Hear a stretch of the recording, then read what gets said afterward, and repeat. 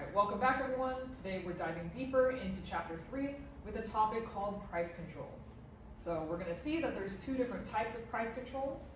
We have price ceilings and price floors. We'll talk about what each of these are, and then we'll also discuss the impact of price controls on economic activity and well-being in our market model. First, we want to talk about what a price control is. So like the name suggests, it's just a control on the price for a good or a service. A price control is an attempt to set or manipulate prices through some government regulation in the market. And the reason a government might enact some kind of price control is to ease or alleviate some perceived burden on society. We'll talk a little bit more about what we mean by this. Now, there's two different types of price controls that we'll see in this course. The first is a price ceiling.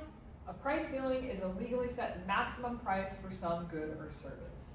And so the reason that a government might come in and set a price ceiling is because they believe that the market price for this good is too high. So the government sees that the price for this product is very high and they want to help consumers. They think, hey, right now the price is unaffordable. So they step in and they try to help consumers by setting some maximum price. So if the government imposes a price ceiling, this means that consumers can't buy and producers can't sell this product at a price that's higher than this set maximum. Now, a great example of a price ceiling is rent control on apartments. So if an apartment is rent controlled, this means that the government has stepped in and set some maximum price or some maximum rent that can be charged for that apartment. Our other type of price control is called a price floor. And so a price floor is a legally set minimum price for a good or service. So the government might step in and impose a price floor if they perceive the market price for this good as being too low. And when we're thinking about prices being too low, we're thinking about producers. Producers want higher prices so that they can make a profit. So price floors are intended to help our suppliers or producers by raising the price of their product. If the price is too low for them to be able to make money and stay open, the government might step in and impose some kind of price floor. Once this price floor is in place, nobody can buy or sell this good for less than that minimum set price. So a great example of a price floor that we'll talk more about today is minimum wage. So in California, our minimum wage is about $16 an hour right now. And so what this means is that you cannot employ somebody for less than $16 an hour. As a worker, you are the supplier or the producer of labor, and this minimum wage law or this price floor is designed to protect you from being paid too low of wages. So we have our two price controls: price ceiling, a legal maximum price, and price floor, a legal minimum price. Whenever the government imposes some kind of price control, there are two possible scenarios that can occur.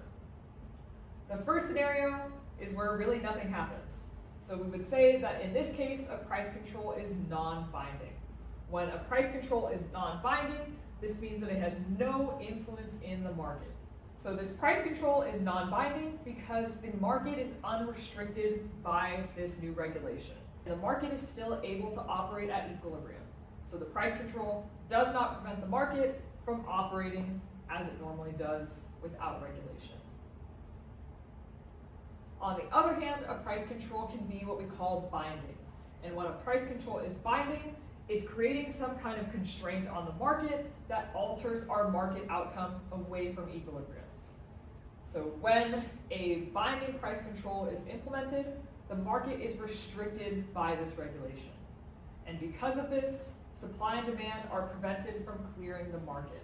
This is going to lead us to a situation of either a shortage or a surplus. Our market is going to be forced out of equilibrium by a binding price control. To motivate our discussion of price ceilings, let's talk through a quick example really quick. So let's imagine that across the board in the economy, prices for most goods are going up due to inflation. So everything's just getting more expensive. And the government notices this, and they're worried that people with really low incomes are not going to be able to afford food as prices are rising. So what the government does is they step in and they put a price ceiling on some staple food product. So let's imagine the government comes in and they pass a law that says, hey, You cannot buy or sell bread for more than 50 cents a loaf. So the government puts a price ceiling on bread. When you go to the store, all bread is going to be sold for 50 cents a loaf or less. All of our bread sellers cannot charge more than 50 cents for a loaf of bread. So the goal of this policy is to make sure that some food is affordable for those who need it. But what we want to know is, will this price ceiling actually give us the result that we want? So we know that with the law of demand, if the price for a good falls, the quantity demanded of that good is going to increase. So when the price of bread drops to 50 cents a loaf, the quantity of bread demanded at that new lower price is going to be higher. At the same time, we know that when the price of a product decreases, our quantity supplied is also going to decrease. So the problem that we run into here is that this price ceiling might cause a shortage. Quantity demanded is going to rise and quantity supplied is going to fall, and this is going to cause some disequilibrium in our market for bread. So we said that a price ceiling can potentially cause a shortage in our market. What we're going to see though is this is not always the case. So remember that a price control can either be non-binding, it has no effect in the market, or it can be binding, where it places some kind of constraint on the market. So in the case of a binding price control, that's where we're going to run into problems. First, let's talk about our non-binding price ceiling, where we see no effect on the market. So on the right here, I've drawn a graph of our supply and demand, or our market for bread. Quantity of bread is measured on the x-axis, price of bread is measured on the y-axis. Then we have our downward sloping demand curve, our upward sloping supply curve, and our equilibrium point is also indicated for us on this graph. So in our market for bread, we're operating at our equilibrium when the market price for bread is $1. So in our market for bread, we're operating at equilibrium when the price is equal to $1, and then our equilibrium quantity of bread is denoted here by QE. So what we're going to see is that the effect of a price ceiling depends on the level at which it is set relative to our equilibrium price. So if a price ceiling is set above the equilibrium price, we'll say that it's non-binding. And so the way that I like to tell students to think about this is just think about the ceiling in the room. If I say, hey, the ceiling in the room is 50 feet off the ground, you're not worried about hitting your head, right? As long as the ceiling is above your head, you can go into the room, no problem. But if the ceiling is set too low, then when you get into the room, you're going to be all crunched up like this, right? So as long as the ceiling is set above our equilibrium price, it's non-binding, there's no restriction on the market. So here's an example of a non-binding price ceiling. So let's imagine that the government steps in and they say, hey, the maximum price that you can charge for a loaf of bread is $2. So what this means is that any price for a loaf of bread that is equal or less than $2 is legal. So any price below $2 is legal. On the other hand, any price above $2 is illegal. It's exceeding that legally set maximum price. Because in our market for bread, our equilibrium price is below this price ceiling, our market is not going to be influenced by this price ceiling. We're still going to be able to operate at our equilibrium, and our market just moves as it normally does. So the government sets this price ceiling of $2, and they say, hey, you can't charge more than $2 for a loaf of bread. Everyone looks at them funny, and they say, we don't care, we weren't doing that anyways. So as long as our equilibrium price stays below our price ceiling, our market will continue to be regulated by the forces of supply and demand. Now let's talk about a binding price ceiling. So a binding price ceiling occurs when the price ceiling is set below the equilibrium price. We're getting crunched or constrained into a really short and tiny room because the ceiling is set too low. So this binding price ceiling is going to create a constraint on our supply and demand that prevents our market from operating at equilibrium. So here's an example of a binding price ceiling. If the government steps in and says, hey, we're setting a price ceiling of 50 cents per loaf on bread, what this means is you can't charge more than 50 cents for a loaf of bread. So any price 50 cents or lower is legal. Any price greater than 50 cents is now illegal. And what we see is this now means that our market can't operate at the equilibrium price. So now our equilibrium price of $1 is illegal. So what's going to happen is our firms are going to start charging the price ceiling price for bread. So when you go to the store, bread is now going to cost 50 cents per loaf. And the problem that we see here is at this price of 50 cents per loaf, our quantity demanded, shown right here, is greater than our quantity supplied. So what happens here is a shortage is created. Because that maximum price is set below our equilibrium price, our market ends up in a shortage. The question that we have now is, can the market correct itself from this shortage? So when we talked about shortages before, we said, no problem, if quantity demanded is greater than quantity supplied, because the price is below the equilibrium price, the price will just start to rise and rise and rise until we get back to that equilibrium price and quantity supplied and quantity demanded are equal. But because the government has regulated that we cannot charge more than 50 cents per loaf of bread, the market is not able to correct itself. So the way that markets move back towards equilibrium is through the manipulation of prices. But because the government has said we're stuck at this price of 50 cents per loaf, we can't correct ourselves, and we're going to be stuck in this shortage due to this binding price ceiling. All right, now let's talk about price floors. So recall, price floors are legally set minimum prices for a specific good. And typically the reason why governments will enact price floors is because they have received some kind of political pressure from a supplier to help them keep their prices high. So a business might go to the government and say, hey, this product that we make is really essential to the function of the economy. Can you enact a price floor to help us keep our price high, to help us stay in business, things like that. So let's imagine that in order to encourage dairy production and calcium consumption here in the US, the government has decided to set a price floor of $6 per half gallon of milk. So they're saying, hey, if you want to buy half a gallon of milk, it's going to cost you at least $6. You cannot charge less than $6 for half a gallon of milk. So this is the new minimum price at which all milk has to be sold. And so the purpose of this policy is to actually help increase the production of milk.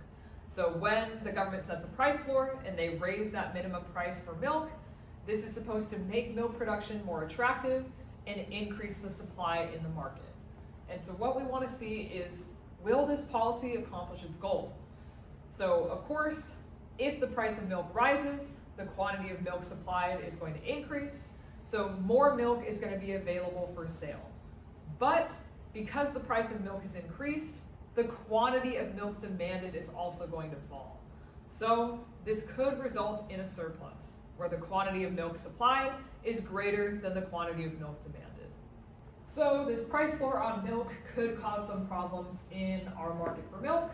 But first, let's talk about the easy example where no issues are created. So in this case, we would call this a non-binding price floor. So a non-binding price floor is going to happen when our price floor is set below our equilibrium price. So just like with price ceilings, whether or not a price floor affects our market depends on where that price floor is set relative to our equilibrium price. So over on the right, I have a graph of our supply and demand for milk. Our quantity of milk is being measured on the x-axis, and our price of milk is being measured on the y-axis. Now I do have a typo here. I was measuring quantities and prices per half gallon of milk, and here it says gallons. So just keep that in mind. Doesn't really change our example. So at our equilibrium in this market for milk, our equilibrium price is $3 per half gallon, and at our equilibrium quantity, as always, quantity supplied is equal to quantity demanded. So if our price floor is set below the equilibrium price, then we'll say this price floor is non-binding. And so again, with price ceilings, I said think about the ceiling. With price floors, think about the floor. If the floor is below your feet, if the floor is low enough, then it's not a problem, right? You can walk around in the room, there's going to be no issues. So as long as our floor is set below the equilibrium price, there's going to be no constraint on our market. So here's an example of a non-binding price floor. Let's say the government steps in and sets a price floor of $2 per half gallon of milk. This means that you need to charge at least $2 per half gallon in order to sell milk in the market. So any price below $2 is illegal, and any price above $2 is legal. And so in our market, we're happy, right? There's no change. Because our equilibrium price is above this price floor, the equilibrium price is legal under this new regulation, and there's no influence on the market.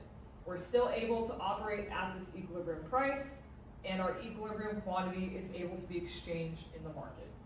So as long as our equilibrium price remains above our price floor, our price is going to continue to be regulated by supply and demand, and our market operates at equilibrium. Now let's look at this problematic situation of a binding price floor. So when we say that a price floor is binding, this means that it's putting some kind of restriction on our market. So if a price floor is set above the equilibrium price, then we have a binding price floor.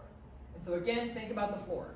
If the floor in the room is too high, we're all going to get squished up into the top of the room, right?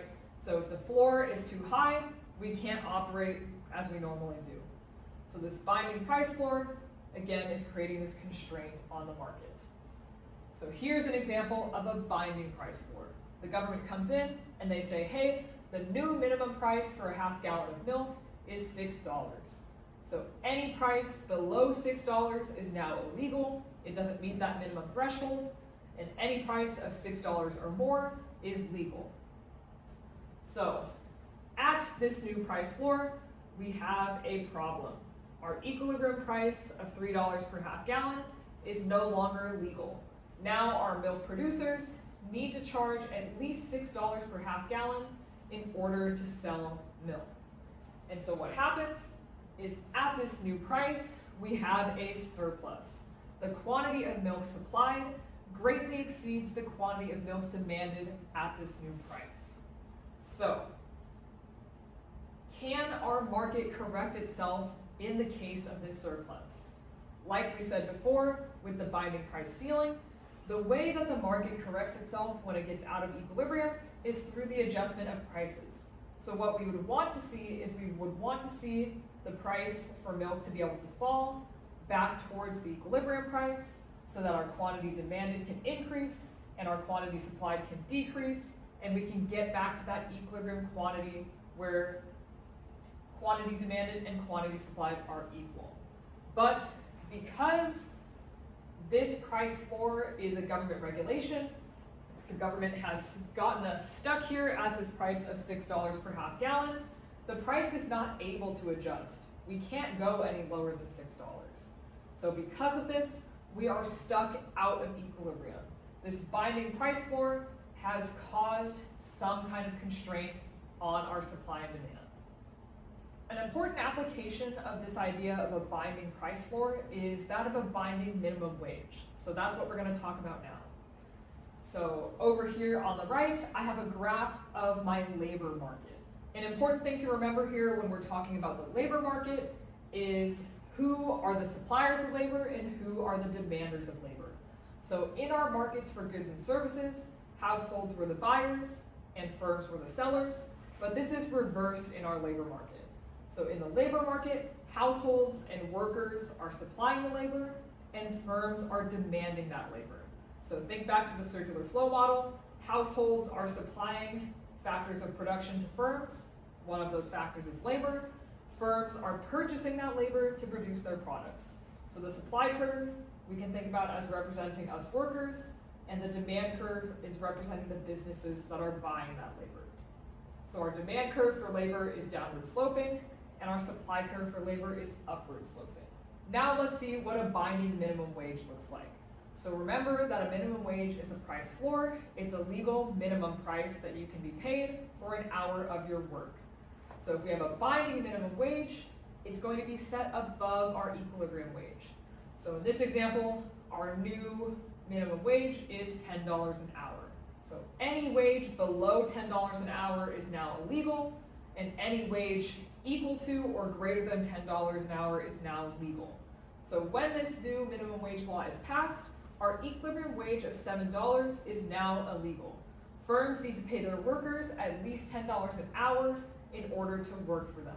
So because our wage has now risen in our market for labor, we see that our quantity of labor demanded has decreased. So businesses don't want to have to pay their workers more, it increases their costs. So as wage rises, the quantity of workers demanded is going to decrease. On the other hand, as a worker, you want to make more money, right? So when minimum wage goes up, our quantity of labor supplied, or the number of people who want a job, is going to increase. So the result of this binding minimum wage is going to create a surplus of labor. So this surplus of labor happens because the number of people who want a job at $10 an hour exceeds the number of jobs that are being offered at $10 an hour. And so when we have a surplus of labor, we call this unemployment. There are some people who want a job that just aren't able to find one.